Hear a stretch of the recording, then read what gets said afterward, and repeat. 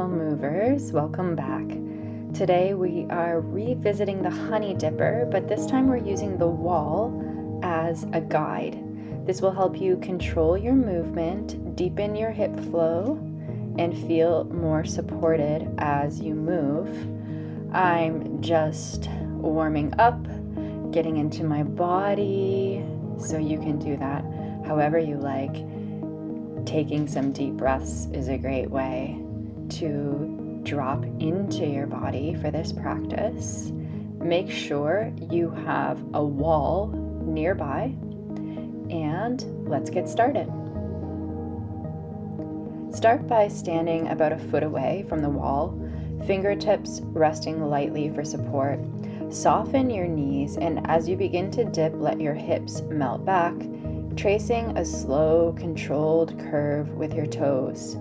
Keep your chest lifted and your core engaged. You can start with small little circles and play around with the size, gradually making your circles bigger. And again, make sure you're not leaning too much into that wall. You're just lightly using it for some support.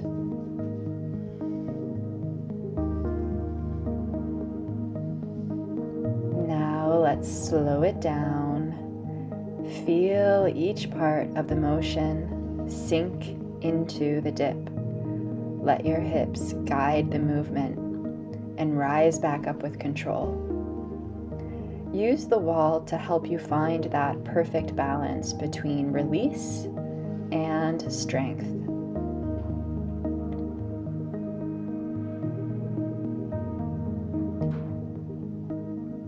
Avoid locking your knees, keep them soft, and don't rely too much on the wall. It's there to support, not to hold you up. Try playing with different levels, maybe a deeper dip or a subtle roll as you come back up, and then make sure you do the other leg. You want to balance both sides, and again, you're playing with speed and size. Now, let's make it yours. Try adding a little sway, and you can start arching your back a little more.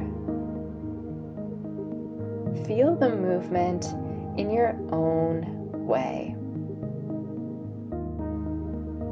Make sure you do the circles in both directions as well, tracing your toe clockwise and counterclockwise, and that's it. Keep exploring, keep feeling into your body.